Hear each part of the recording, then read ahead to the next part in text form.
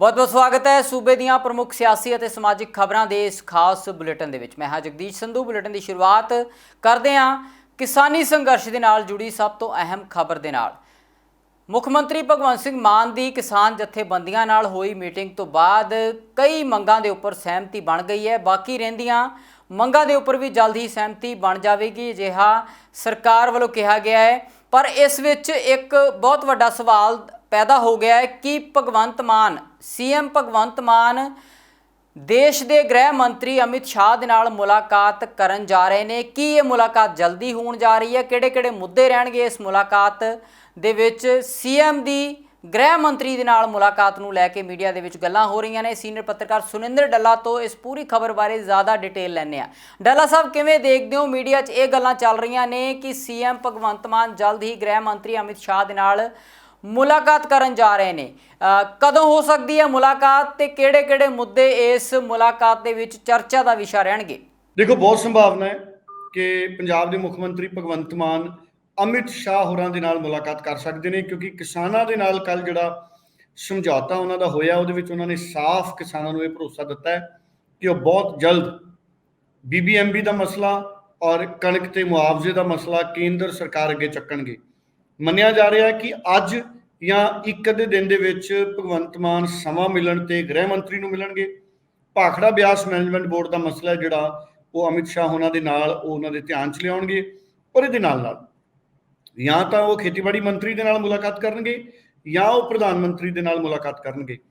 हो सकता है कि दिल्ली दे विच उन्हां दीयां मुलाकातां दा समा तय हो चुक्या होवे ते सुरक्षा कारणा करके हजे मीडिया दे विच उन्हां दा प्रोग्राम जारी नहीं होया, पर वो किसी दिन भी जा सकते हैं और वो मंग करनगे केंद्री खेतीबाड़ी मंत्री तो और प्रधानमंत्री तो कि 500 रुपए घट्टो घट्ट जिहड़ा मुआवजा या बोनस है वो पंजाब के किसानों को दिता जाए, क्योंकि बहुत वड्डा नुकसान पंजाब की किसानी का होया है। लगभग 1 लाख मीट्रिक टन साडे पंजाब च कणक का उत्पादन होया, जबकि टीचा 120-25 लाख मीट्रिक टन तो भी ज़्यादा का सी। 34 लाख हैक्टर के करीब पंजाब च कणक बीजी जाती है। और हालांकि कल जी किसानों के नाल मीटिंग हुई है भगवंत मान की, वो 7275 रुपए उन्होंने प्रति क्विंटल मूंगी का जोड़ा MSP है वो किसानों को ऐलान कर दिता है, वह नोटिफिकेशन जारी हो गया।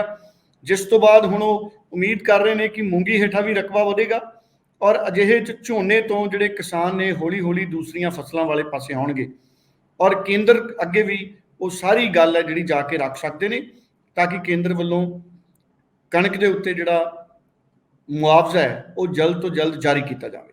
ਜਿਹੜੀਆਂ ਸਾਡੀਆਂ ਮੰਗਾਂ ਸੀ ਉਹ ਮੰਨ ਚੁੱਕੇ ਆ ਤੇ ਅਸੀਂ ਇਹਨੂੰ ਪੋਸਟਪੋਨ ਕਰ ਦਿੱਤਾ ਧਰਨੇ ਨੂੰ ਤੇ ਵਧੀਆ ਬਹੁਤ ਮੀਟਿੰਗ ਹੋਈ ਆ। ਸਾਨੂੰ ਆਸ ਆ ਵੀ ਅੱਗੇ ਤੋਂ ਵੀ ਸਾਨੂੰ ਚੰਡੀਗੜ੍ਹ ਵਾਲਾ ਕੁਝ ਨਾ ਕਰਨਾ ਪਵੇ ਤੇ ਸਾਡੀਆਂ ਜਿਹੜੀਆਂ ਮੰਗਾਂ ਸਮੇਂ ਤੇ ਉਹ ਮੰਨੀਆਂ ਜਾਣ ਤੇ ਅਸੀਂ ਇਹਦਾ ਧੰਨਵਾਦ ਕਰਨੇ ਆ ਸਰਕਾਰ। ਹਾਂਜੀ, ਇਹ ਤਰੀਕਾਂ ਦੇ ਵਿੱਚ ਜਿਹੜੀ ਸਾਡੀ ਮੁੱਖ ਮੰਗ ਸੀ ਉਹ 14 ਤਰੀਕ ਤੇ 17 ਤਰੀਕ ਤੇ 2 ਗਰੁੱਪਾਂ ਦੇ ਵਿੱਚ ਕਰ ਚੁੱਕੇ ਆ ਤੇ ਅਸੀਂ ਤਿਆਰੀਆਂ ਕਰਾਂਗੇ ਜੀ। ਹੁਣ ਟਾਈਮ ਟੂ ਟਾਈਮ ਬਾਸਮਤੀ ਦਾ ਵੀ ਵਿਸ਼ਵਾਸ ਮਿਲਿਆ, ਬੋਨਸ ਤੇ ਵੀ ਕੱਲ੍ਹ ਨੂੰ ਜਾ ਰਹੇ ਆ, ਉੱਥੇ ਹੋਮ ਮਿਨਿਸਟਰ ਨਾਲ ਮੁਲਾਕਾਤ ਹੋਣੀ ਆ ਤੇ ਉਹਦੇ ਉੱਤੇ ਕਾਫੀ ਸਰਕਾਰ ਵਧੀਆ ਢੰਗ ਦਾ ਸਾਨੂੰ ਰਿਸਪੌਂਸ ਮਿਲਿਆ ਵਾ ਕਿ ਅਸੀਂ ਇਹ ਧਰਨਾ ਚੁੱਕਾਂਗੇ। पंजाब कांग्रेस के प्रधान अमरिंदर सिंह राजा वड़िंग भी लगातार वर्करां ते आगूआं दे विच विचर रहे ने।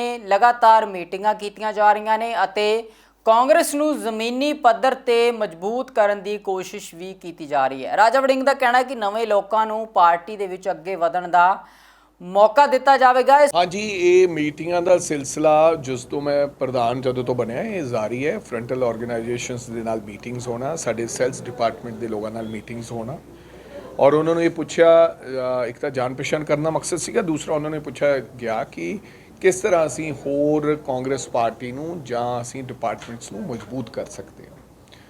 ਵੱਖ-ਵੱਖ लोगों ने गल की, किसी ने कहा कि सानू सरकार च बड़ा इग्नोरेंस दिंदे हो, किसी ने कहा कि सानू अहमियत नहीं मिलती ਜਦੋਂ कोई प्रोग्राम्स होंदे ने। सो असी उन्होंने यकीन दिलाया कि बिल्कुल उन्होंने अहमियत मिलेगी, किसी प्रकार की कोई दिक्कत नहीं होगी, लेकिन परफॉर्मेंस मेजरमेंट भी होएगी। हर व्यक्ति नूं किते ना किते और एक काम की समीक्षा भी आने वाले दिनों च असी करांगे। ਜਿਹੜੇ लोग वधिया काम करनगे उन्होंने अगे लेके जाया जाऊगा, ਜਿਹੜੇ लोग नहीं काम करनगे ਉਹਨਾਂ ਨੂੰ ਦੱਸਿਆ ਜਾਏਗਾ ਕਿ ਭਾਈ ਤੁਸੀਂ ਆਹ ਕੰਮ ਠੀਕ ਨਹੀਂ ਕਰ ਰਹੇ ਹੋ। ਸੋ ਇਹ तमाम ਮੁੱਦਿਆਂ ਤੇ ਚਰਚਾ ਰਹੀ। ਇਹ ਮੀਟਿੰਗ ਦਾ ਸਿਲਸਿਲਾ ਕਿਉਂਕਿ ਪਰਿਵਾਰ ਇੱਕ ਹੈ, ਸੋ ਅਗਰ ਅਸੀਂ ਮਿਲਦੇ ਰਵਾਂਗੇ ਤਾਂ ਸੰਗਠਨ ਸਾਡਾ ਹੋਰ ਮਜ਼ਬੂਤ ਹੋਏਗਾ। ਦੇਖੋ, ਕੋਈ ਵਿਅਕਤੀ ਨੀਚੇ ਝੜਪ ਹੋਈ, ਮੇਰਾ ਕੋਈ ਸਮਰਥਕ ਨਹੀਂ ਹੈ, ਮੇਰੇ ਸਾਰੇ ਸਮਰਥਕ ਹੈ। ਕਾਂਗਰਸ 'ਚ ਜਿਹੜਾ ਵੀ ਬੰਦਾ ਹੈ, ਚਾਹੇ ਉਹ ਕਿਸੇ ਵਿਅਕਤੀ ਵਿਸ਼ੇਸ਼ ਨਾਲ ਹੈ, ਕਿਸੇ ਲੀਡਰ ਨਾਲ, ਉਹ ਮੇਰਾ ਵਿਅਕਤੀ ਹੈ। ਹਾਂ, ਕੁਝ ਸਾਥੀਆਂ ਨੂੰ ਇਹ ਆਦਤ ਜੀ ਹੋ ਗਈ ਹੈ ਮੀਡੀਆ ਤੇ ਜਾਣਬੁੱਝ ਕੇ ਉਛਾਲਣ ਦੀ। ਨਾਟ ਆਲ ਆਫ ਯੂ, ਕੁਝ ਐਸੇ ਕਿਉਂਕਿ ਉਹ ਆਮ ਆਦਮੀ ਪਾਰਟੀ ਦੇ ਇਸ਼ਾਰਿਆਂ ਤੇ ਕਹਿਣ ਤੇ ਜ਼ਿਆਦਾ ਤੋਲ ਦੇਣੀ ਗੱਲ ਨੂੰ। ਹੁਣ ਮੰਨ ਲਓ ਤੁਸੀਂ ਆਪਸ ਵਿੱਚ ਮਾੜਾ ਮੋਟਾ ਤੂੰ ਮੈਂ ਹੋ ਗਈ, ਉਹਦੇ 'ਚ ਇਹ ਕਿਹਾ ਜਾਵੇ ਕਿ ਮੇਰਾ ਸਮਰਥਕ ਹਰ ਉਹ ਵਿਅਕਤੀ ਹੈ, ਬੇਸ਼ੱਕ ਉਹ ਕਿਸੇ ਦਾ ਕਾਂਗਰਸੀ ਹੈ, ਜਿਹੜਾ ਉਹ ਮੇਰਾ ਸਮਰਥਕ ਹੈ। ਤੇ ਉਧਰ ਪੰਜਾਬ ਸਰਕਾਰ ਵੱਲੋਂ ਝੋਨੇ ਦੀ ਸਿੱਧੀ ਬਿਜਾਈ ਨੂੰ ਲੈ ਕੇ ਵੀ ਕੈਬਨਿਟ ਦੇ ਵਿੱਚ ਅਹਿਮ ਫੈਸਲਾ ਕੀਤਾ ਗਿਆ। ਜਿਵੇਂ ਕਿ ਸੀਐਮ ਭਗਵੰਤ ਮਾਨ ਹੋਣਾ ਵੱਲੋਂ ਪਹਿਲਾਂ ਕਿਹਾ ਗਿਆ ਸੀ ਕਿ ਝੋਨੇ ਦੀ ਸਿੱਧੀ ਬਿਜਾਈ ਨੂੰ ਲੈ ਕੇ ਕਿਸਾਨਾਂ ਨੂੰ 1500 ਰੁਪਏ ਪ੍ਰਤੀ ਏਕੜ ਦੇ ਹਿਸਾਬ ਦੇ ਨਾਲ ਮਾਲੀ ਇਮਦਾਦ ਦਿੱਤੀ ਜਾਵੇਗੀ। ਸੋ ਇਸ ਫੈਸਲੇ ਤੇ ਹੁਣ ਕੈਬਨਿਟ ਦੀ ਮੋਹਰ ਲੱਗ ਗਈ ਹੈ ਅਤੇ ਕਿਸਾਨਾਂ ਨੂੰ ਹੁਣ ਝੋਨੇ ਦੀ ਫਸਲ ਦੀ ਸਿੱਧੀ ਬਿਜਾਈ ਨੂੰ ਲੈ ਕੇ ਪ੍ਰਤੀ ਏਕੜ 1500 ਰੁਪਇਆ ਮਾਲੀ ਇਮਦਾਦ ਮਿਲੇਗੀ। ਸੀਐਮ ਭਗਵੰਤ ਮਾਨ ਦੀ ਕਿਸਾਨ ਜਥੇਬੰਦੀਆਂ ਨਾਲ ਹੋਈ ਇਸ ਮੀਟਿੰਗ ਤੋਂ ਬਾਅਦ ਹਾਲਾਂਕਿ ਭਗਵੰਤ ਮਾਨ ਦੁਆਰਾ ਕਿਸਾਨਾਂ ਦੀਆਂ ਜ਼ਿਆਦਾਤਰ ਮੰਗਾਂ ਨੂੰ ਪ੍ਰਵਾਨ ਕਰ ਲਿਆ ਗਿਆ, ਪਰ ਇਸ ਦੇ ਬਾਵਜੂਦ ਵਿਰੋਧੀ ਸਿਆਸੀ ਪਾਰਟੀਆਂ ਵੱਲੋਂ ਸਰਕਾਰ ਦਾ ਵਿਰੋਧ ਕੀਤਾ ਜਾ ਰਿਹਾ ਹੈ। ਸ਼੍ਰੋਮਣੀ ਅਕਾਲੀ ਦਲ ਦੇ ਸੀਨੀਅਰ ਆਗੂ ਪ੍ਰੇਮ ਸਿੰਘ ਚੰਦੂਮਾਜਰਾ ਨੇ ਕਿਹਾ ਕਿ ਸਰਕਾਰ ਨੇ ਜੇਕਰ ਮੰਗਾਂ ਮੰਨਣੀਆਂ ਹੀ ਸਨ ਤਾਂ ਕਿਸਾਨਾਂ ਨੂੰ ਚੰਡੀਗੜ੍ਹ ਦੇ ਬਾਰਡਰ ਤੇ ਪ੍ਰਦਰਸ਼ਨ ਕਿਉਂ ਕਰਨ ਦਿੱਤਾ ਗਿਆ ਹੈ। ਉਹਨਾਂ ਕਿਹਾ ਕਿ ਸਰਕਾਰ ਪਹਿਲਾਂ ਹੀ ਕਿਸਾਨਾਂ ਦੇ ਨਾਲ ਮੀਟਿੰਗ ਕਰ ਲੈਂਦੀ। ਅੱਜ ਜਿਸ ਤਰ੍ਹਾਂ ਸਰਕਾਰ ਨੇ ਕਿਸਾਨਾਂ ਨੂੰ ਧਰਨੇ ਦੇ ਬੈਠਣ ਤੋਂ ਬਾਅਦ ਜਾਂ ਧੁੱਪ ਦਾ ਸੇਕਣ ਤੋਂ ਬਾਅਦ ਮਤਲਬ ਉਹਨਾਂ ਦੀਆਂ ਕੁਝ ਮੰਗਾਂ ਤੇ ਹਾਂ ਪੱਕੀ ਰਵੱਈਆ ਕੀਤਾ ਸ਼ੋ, ਮੈਂ ਸਮਝਦਾ ਜਿਵੇਂ ਕਹਿੰਦਾ ਦੁੱਧ ਤਾਂ ਦਿੱਤਾ ਪਰ ਦਿੱਤਾ ਮਿੰਗਣਾ ਪਾ ਕੇ। ਜੇ ਇਹੀ ਗੱਲ ਮਾਨਯੋਗ ਮੁੱਖ ਮੰਤਰੀ ਪੰਜਾਬ ਕੱਲ੍ਹ ਹੀ ਸੁਣਾ ਦਿੰਦੇ ਤਾਂ ਮੇਰਾ ਖਿਆਲ 24 ਘੰਟੇ ਦਾ ਇਹ ਤਸ਼ੱਦਦ ਇੱਕ ਕਿਸਮ ਦਾ ਕਿਸਾਨਾਂ ਨੂੰ ਆਪਣੇ ਪਿੰਡੇ ਤੇ ਨਾ ਹਟਾਉਣਾ ਪੈਂਦਾ, ਕਿਉਂਕਿ ਕਿਸਾਨਾਂ ਦੇ ਸਰੀਰ ਅੱਕੇ ਪਏ ਨੇ, ਥੱਕੇ ਪਏ ਨੇ ਪਿਛਲੀ 1 ਸਾਲ ਦੀ ਲਗਾਤਾਰ ਐਜੀਟੇਸ਼ਨ ਤੋਂ ਬਾਅਦ। ਔਰ ਖ਼ਾਸ ਤੌਰ ਤੇ ਜਿਹੜਾ ਕਣਕ ਦਾ ਝਾੜ ਘੱਟ ਨਿਕਲਿਆ, ਉਸ ਝਾੜ ਨੇ ਝੰਬਤਾ ਕਿਸਾਨ। ਨਾ ਤਾਂ ਕਿਸਾਨ ਨੂੰ ਅੱਗੇ ਨੂੰ ਕਰਜ਼ਾ ਮਿਲ ਰਿਹਾ, ਨਾ ਕੋਈ ਰਿਸ਼ਤੇਦਾਰ, ਨਾ ਕੋਈ ਆੜ੍ਹਤੀ, ਨਾ ਕੋਈ ਬੈਂਕ ਕਰਜ਼ਾ ਦੇ ਰਿਹਾ। ਅੱਗੇ ਨੂੰ ਭਵਿੱਖ ਖਤਰੇ 'ਚ ਲੱਗ ਰਿਹਾ ਕਿ ਕਾਲਾ ਭਵਿੱਖ ਦਿਖਾਈ ਦੇ ਰਿਹਾ। ਐਸੇ ਸਮੇਂ ਜਦੋਂ ਹਾਲਾਤ ਤੰਗੀ ਦੇ ਹੋਣ, ਉਦੋਂ ਲੋਕਾਂ ਨੂੰ ਹੋਰ ਤੰਗ ਕਰਨਾ ਕਿਸੇ ਤਰ੍ਹਾਂ ਸ਼ੋਭਾ ਨਹੀਂ ਸੀ ਦਿੰਦਾ। ਅਸੀਂ ਮਾਨਯੋਗ ਮੁੱਖ ਮੰਤਰੀ ਪੰਜਾਬ ਹੋਰਾਂ ਨੂੰ ਕੱਲ੍ਹ ਵੀ ਪਰਸੋਂ ਵੀ ਮਤਲਬ ਉਹਨਾਂ ਲੋਕਾਂ ਦੀ ਦਾਸਤਾਨ ਸੁਣਾਈ। ਸੋ ਇਸ ਕਰਕੇ ਇਹ ਬੜਾ ਵੱਡਾ ਰਿਜ਼ੈਂਟਮੈਂਟ ਸੀ। ਕਿਸਾਨਾਂ ਨੇ ਜੋ ਸੜਕਾਂ ਤੇ ਆ ਕੇ ਰੌਲਾ ਪਾਇਆ ਇਹ ਸੱਚ ਸੀ, ਔਰ ਜੇ ਸੱਚ ਸੁਣ ਕੇ ਸਰਕਾਰ ਨੇ ਇਹ ਮਸਲਾ ਹੱਲ ਕਰਨ ਦੀ ਗੱਲ ਕੀਤੀ ਤਾਂ ਮੈਂ ਸਮਝਦਾ ਅਸੀਂ ਉਹਦਾ ਸਵਾਗਤ ਕਰਾਂਗੇ। ਸਰਕਾਰ ਦੁਆਰਾ ਜ਼ਮੀਨੀ ਕਬਜ਼ੇ ਛੁਡਾਉਣ ਨੂੰ ਲੈ ਕੇ ਜੋ ਕਾਰਵਾਈ ਕੀਤੀ ਜਾ ਰਹੀ ਹੈ, ਗੈਰ ਕਾਨੂੰਨੀ ਕਬਜ਼ਿਆਂ ਦੇ ਉੱਪਰ ਸਰਕਾਰ ਲਗਾਤਾਰ ਕਾਰਵਾਈ ਕਰ ਰਹੀ ਹੈ। ਇਸ ਨੂੰ ਲੈ ਕੇ ਵੀ ਪ੍ਰੇਮ ਸਿੰਘ ਚੰਦੂਮਾਜਰਾ ਨੇ ਪ੍ਰਤੀਕਰਮ ਦਿੱਤਾ ਹੈ। ਉਹਨਾਂ ਕਿਹਾ ਕਿ ਭੂ ਮਾਫੀਆ ਤੋਂ ਕਬਜ਼ੇ ਨਹੀਂ ਛੁਡਾਏ ਜਾ ਰਹੇ, ਜਦ ਕਿ ਸਧਾਰਨ ਕਿਸਾਨਾਂ ਦੇ ਉੱਪਰ ਕਾਰਵਾਈ ਕੀਤੀ ਜਾ ਰਹੀ ਹੈ। ਮੈਂ ਕਹਿੰਦਾ ਵੀ ਜੇ ਕਿਸੇ ਭਾਵੇਂ ਕੋਈ ਰਾਜਨੀਤਿਕ ਨੇਤਾ, ਭਾਵੇਂ ਕੋਈ ਸਰਮਾਏਦਾਰ ਬੰਦਾ, ਜੇ ਉਹਦੇ ਕੋਲੋਂ ਨਜਾਇਜ਼ ਕਬਜ਼ੇ ਹੇਠ ਆਈ ਜ਼ਮੀਨ ਛਡਾਏਗੀ ਸਰਕਾਰ, ਤਾਂ ਅਸੀਂ ਉਹਦਾ ਸਵਾਗਤ ਕਰਾਂਗੇ, ਸਰਕਾਰ ਨੂੰ ਸ਼ਾਬਾਸ਼ ਦੇਵਾਂਗੇ, ਸਰਕਾਰ ਦਾ ਧੰਨਵਾਦ ਕਰਾਂਗੇ। ਪਰ ਜੇ ਗਰੀਬ ਲੋਕਾਂ ਦੇ ਕਬਜ਼ੇ ਜਿਹੜੀ ਜ਼ਮੀਨਾਂ ਬਾਹਰ ਰਹੇ ਨੇ, ਜਿਹੜੇ ਰੋਟੀ ਰੋਜੀ ਦਾ ਇੱਕ ਸਹਾਰਾ ਹੈ, ਉਹਨਾਂ ਦਾ ਗੁਜ਼ਾਰਾ ਹੈ ਜਿਹੜਾ, ਔਰ ਜਿਹੜੇ ਅੱਜ ਤੋਂ ਨਹੀਂ 60 ਸਾਲਾਂ ਤੋਂ 70 ਸਾਲਾਂ ਤੋਂ ਇਹ ਜ਼ਮੀਨਾਂ ਬਾਹਰ ਰਹੇ ਨੇ, ਔਰ ਉਹਨਾਂ ਦੇ ਜ਼ਮੀਨਾਂ ਸਾਂਝੀ ਕਿੱਟੀ ਦੇ ਵਿੱਚ ਉਹਨਾਂ ਦੇ ਬਾਪ ਦਾਦਿਆਂ ਨੇ ਛੱਡੀਆਂ ਨੇ। ਇਹ ਜ਼ਮੀਨਾਂ ਜੰਗਲ ਤੋੜ ਕੇ ਆਬਾਦ ਕਰਾਈਆਂ ਨੇ ਤੇ ਉੱਥੇ ਟਿਊਬਵੈਲਾਂ ਦੇ ਕਨੈਕਸ਼ਨ ਲੱਗੇ ਹੋਏ ਨੇ, ਉੱਥੇ ਮਕਾਨ ਪਏ ਹੋਏ ਨੇ, ਉਹ ਲਗਾਤਾਰ ਲੋਕ ਉੱਥੇ ਜ਼ਮੀਨਾਂ ਵਾਹੁੰਦੇ ਆ ਰਹੇ ਨੇ। ਤੇ ਉਹ ਜ਼ਮੀਨਾਂ ਤੋਂ ਕਿਸਾਨਾਂ ਨੂੰ ਦੂਰ ਕਰ ਦੇਣਾ ਪੁਲਿਸ ਦੀ ਵਰਤੋਂ ਕਰਕੇ ਸਰਕਾਰੀ ਸ਼ਕਤੀ ਨਾਲ, ਤੇ ਫਿਰ ਇਹ ਕਹਿਣਾ ਵੀ ਅਸੀਂ ਭੂਏ ਮਾਫੀਏ ਤੋਂ ਕਬਜ਼ੇ ਲਏ ਨੇ। ਮੈਂ 2 ਏਕੜ ਦਾ 3 ਏਕੜ ਦਾ ਹੁਣ ਛਲੇਰੀ ਅਸੀਂ ਜਾ ਕੇ ਆਏ ਕੱਲ੍ਹ, ਤੇ ਰੋਂਦੇ ਝੱਲੇ ਨਹੀਂ ਸੀ ਜਾਂਦੇ। ਹੈਂਡੀਕੈਪਡ ਲੋਕ ਸੀ, ਮਤਲਬ 2-2 ਏਕੜ ਦੇ ਗਰੀਬ ਲੋਕ ਸੀ ਜਿਨ੍ਹਾਂ ਨੂੰ ਵਿਹਲੇ ਕਰਕੇ ਘਰੇ ਬਿਠਾਤਾ। ਉਹ ਪਰਿਵਾਰਾਂ ਦਾ ਗੁਜ਼ਾਰਾ ਕਿਵੇਂ ਕਰਨਗੇ? ਉਹ ਕੋਈ ਭੂਏ ਮਾਫੀਆ ਥੋੜ੍ਹੋ ਸੀ, ਉਹ ਕੋਈ ਨਜਾਇਜ਼ ਕਾਬਜ਼ ਥੋੜ੍ਹੋ ਸੀ। ਸੋ ਸਰਕਾਰ, ਮੈਂ ਪਹਿਲਾਂ ਵੀ ਕਿਹਾ ਕਿ ਸਰਕਾਰ ਭੂਏ ਮਾਫੀਆ ਤੇ ਹਲ ਵਾਹਕ ਦਾ ਅੰਤਰ ਹੀ ਨਹੀਂ ਸਮਝ ਰਹੀ। ਜਾਂ ਸਰਕਾਰ ਦੇ ਅਧਿਕਾਰੀ ਸਰਕਾਰ ਨੂੰ ਸਹੀ ਰੂਪ ਦੇ ਵਿੱਚ ਫੀਡਬੈਕ ਨਹੀਂ ਦੇ ਰਹੇ। ਵੈਸੇ ਤਾਂ ਮੁੱਖ ਮੰਤਰੀ ਸਾਹਿਬ ਆਪ ਪਿੰਡਾਂ ਦੇ ਰਹਿਣ ਵਾਲੇ, ਉਹਨਾਂ ਨੂੰ ਫੀਡਬੈਕ ਦੇਣ ਦੀ ਲੋੜ ਨਹੀਂ, ਆਪ ਪਤਾ ਹੋਣਾ ਚਾਹੀਦਾ ਵੀ ਹਲ ਬਾਗ ਤੇ ਭੂਏ ਮਾਫੀ ਦਾ ਕਿੰਨਾ ਅੰਤਰ ਹੁੰਦਾ। ਪਰ ਇੱਥੇ ਦੁੱਖ ਇਸ ਗੱਲ ਦਾ ਵੀ ਮਾਫੀਏ ਤੇ ਤਾਂ ਐਕਸ਼ਨ ਹੀ ਨਹੀਂ ਹੋਇਆ। ਜੇ ਮਾਫੀਏ ਤੇ ਐਕਸ਼ਨ ਹੋਇਆ ਹੁੰਦਾ ਅਸੀਂ ਖੁਸ਼ ਹੁੰਦੇ। ਮੈਂ ਕਿੰਨੇ ਸਾਬਕਾ ਵਜ਼ੀਰ ਗਿਣਾ ਸਕਦਾ, ਕਈ ਐਸੇ ਲੀਡਰ ਗਿਣਾ ਸਕਦਾ ਜਿਨ੍ਹਾਂ ਕੋਲ ਕਰੋੜਾਂ ਰੁਪਏ ਦੀ ਜ਼ਮੀਨ ਅੱਜ ਵੀ ਦੱਬੀ ਹੋਈ ਆ, ਉਹਨਾਂ ਦੀ ਤਾਂ ਇੱਕ ਕਨਾਲ ਜ਼ਮੀਨ ਨਹੀਂ ਛੇੜੀ ਤੇ ਆ ਗਰੀਬ ਲੋਕਾਂ ਦੇ ਨੂੰ ਵਿਹਲੇ ਕਰਕੇ ਘਰੇ ਬਿਠਾਤਾ। ਤੇ ਪੰਜਾਬ ਸਰਕਾਰ ਦੁਆਰਾ ਕੀਤੇ ਗਏ ਇੱਕ ਫੈਸਲੇ ਦੇ ਉੱਪਰ ਹੈਰਾਨੀਕੁਨ ਬਿਆਨ ਸਾਹਮਣੇ ਆ ਰਹੇ ਨੇ। 1766 ਪਟਵਾਰੀਆਂ ਦੀਆਂ ਪੋਸਟਾਂ ਦੇ ਉੱਪਰ ਰਿਟਾਇਰ ਹੋ ਚੁੱਕੇ ਪਟਵਾਰੀਆਂ ਨੂੰ ਦੁਬਾਰਾ ਤੋਂ ਭਰਤੀ ਕਰਨ ਦੀ ਸਰਕਾਰ ਵੱਲੋਂ ਐਲਾਨ ਕੀਤਾ ਗਿਆ। ਇਸ ਨੂੰ ਲੈ ਕੇ ਸਰਕਾਰ ਵਿਰੋਧੀਆਂ ਦੇ ਨਿਸ਼ਾਨੇ ਤੇ ਹੈ ਅਤੇ ਇਸ ਦੇ ਉੱਪਰ ਪ੍ਰਤੀਕਰਮ ਵੀ ਜ਼ਾਹਿਰ ਕੀਤੇ ਜਾ ਰਹੇ ਨੇ, ਇਸ ਦੇ ਉੱਪਰ ਇਤਰਾਜ਼ ਵੀ ਪ੍ਰਗਟ ਕੀਤੇ ਜਾ ਰਹੇ ਨੇ। ਸੂਬਾ ਸਰਕਾਰ ਦੇ ਇਸ ਫੈਸਲੇ ਤੇ ਸਵਾਲ ਉੱਠ ਰਹੇ ਨੇ ਇਸ ਦੌਰ ਦੇ ਵਿੱਚ ਜਦੋਂ ਨੌਜਵਾਨਾਂ ਨੂੰ ਸਰਕਾਰ ਤੋਂ ਨੌਕਰੀਆਂ ਦੀ ਉਮੀਦ ਹੈ ਅਤੇ ਸਰਕਾਰ ਵੱਲੋਂ ਵੀ ਲਗਾਤਾਰ ਇਹ ਦਾਅਵੇ ਕੀਤੇ ਜਾ ਰਹੇ ਨੇ ਕਿ ਵੱਧ ਤੋਂ ਵੱਧ ਗਿਣਤੀ ਦੇ ਵਿੱਚ ਨੌਕਰੀਆਂ ਨੌਜਵਾਨਾਂ ਨੂੰ ਦਿੱਤੀਆਂ ਜਾਣਗੀਆਂ। ਅਜਿਹੇ ਵਿੱਚ ਸੇਵਾ ਮੁਕਤ ਪਟਵਾਰੀਆਂ ਦੀ ਮੁੜ ਭਰਤੀ ਦੇ ਫੈਸਲੇ ਨੂੰ ਲੈ ਕੇ ਸਰਕਾਰ ਦੇ ਉੱਪਰ ਸਵਾਲ ਖੜੇ ਹੋ ਰਹੇ ਨੇ। ਉਧਰ ਦਿੱਲੀ ਵਿਖੇ ਕਾਂਗਰਸ ਦੇ ਸੀਨੀਅਰ ਆਗੂਆਂ ਦੀ ਇੱਕ ਮੀਟਿੰਗ ਹੋਈ। ਮੀਟਿੰਗ ਦੇ ਵਿੱਚ ਕਾਂਗਰਸ ਦੀ ਵੱਖੋ ਵੱਖਰੇ ਸੂਬਿਆਂ ਦੇ ਵਿੱਚ ਹਾਲਾਤਾਂ ਨੂੰ ਲੈ ਕੇ ਵਿਚਾਰ ਚਰਚਾ ਕੀਤੀ ਗਈ ਹੈ। ਖਾਸ ਤੌਰ ਤੇ ਹਿਮਾਚਲ ਪ੍ਰਦੇਸ਼ ਦੇ ਵਿੱਚ ਵਿਧਾਨ ਸਭਾ ਚੋਣਾਂ ਨੂੰ ਲੈ ਕੇ ਇਸ ਮੀਟਿੰਗ ਦੇ ਵਿੱਚ ਵਿਚਾਰ ਚਰਚਾ ਕੀਤੀ ਗਈ ਹੈ। ਮੀਟਿੰਗ ਦੇ ਵਿੱਚ ਨੌਜਵਾਨ ਆਗੂਆਂ ਨੂੰ ਅੱਗੇ ਲਿਆਉਣ ਦਾ ਫੈਸਲਾ ਕੀਤਾ ਗਿਆ। हमने इस बात का संज्ञान लिया है, वो भी देखेंगे कि संगठन में उनको कोई और जिम्मेवारी दी जाए, पर जो इलेक्शन फ्रेम में होंगे वो युवाओं को ज़्यादा महत्व दिया जाएगा। तो आज आपकी 2 हाई लेवल मीटिंग हुई, वहाँ भी आप प्रियंका जी के साथ थी, इधर सोनिया जी से मुलाकात हुई। क्या कुछ स्टेट के लिए तय किया जा रहा है जो जिम्मेदारी आपको दी गई?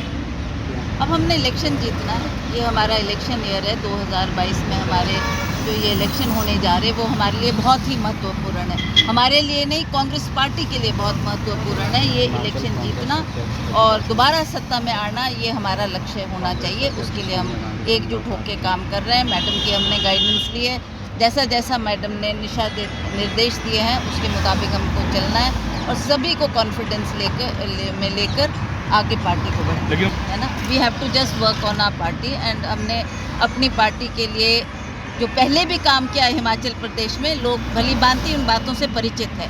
जो विकास किया है, काम किया है, उसके आधार पे ही हम जनता के दरबार में गए। पिछला उपचुनाव देखा आपने, आप कितनी भारी बहुमत से हम उस सीट को जीते। वो केवल एक मात्र से कि वीरभद्र सिंह जी ने जो कार्य किए हैं वो लोग एहसान मानते हैं उस बात का और लोग चाहते हैं दिल से कि हम उन कामों का कहीं ना कहीं हम उसका एहसान जताएं और मतलब उसका वापसी करें। तो आज ये मौका उनके हाथ में आया कि वो कांग्रेस पार्टी का समर्थन करेंगे, कांग्रेस पार्टी को जिताएंगे और दोबारा कांग्रेस को सत्ता में ले। ਤੇ ਉਧਰ ਹਰਿਆਣਾ ਤੋਂ ਕਾਂਗਰਸ ਦੇ ਆਗੂ ਵਿਵੇਕ ਬੰਸਲ ਵੀ ਮੀਡੀਆ ਦੇ ਰੂਬਰੂ ਹੋਏ।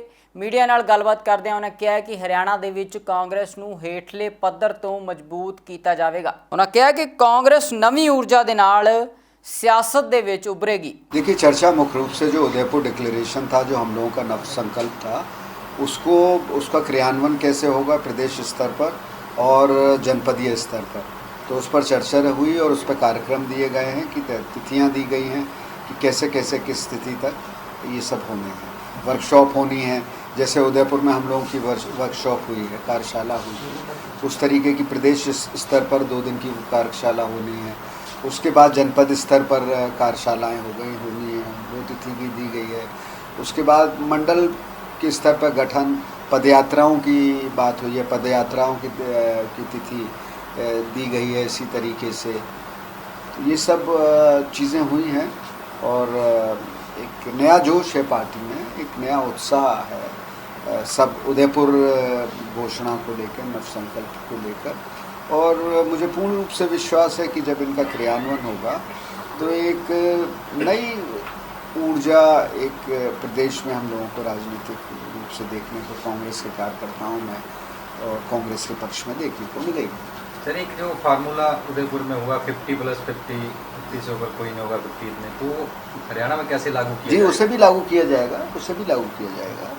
देखिए, टिकट के परिप्रेक्ष्य में हुई थी और तमाम जो पदों के गठन में, तो उसे करेंगे। उसमें कैसे क्या, उसमें तो जो है जो उसको ये सिर्फ घोषणा नहीं है। उदयपुर हमारे राष्ट्रीय अध्यक्ष, हमारे पूर्व राष्ट्रीय अध्यक्ष, हमारे जो महामंत्री संगठन हैं वो इसको लेकर बहुत चिंतनशील और गंभीर हैं कि उसको कोई शिथिलता से ना ले, अक्षरतः उसका अनुपालन होना चाहिए।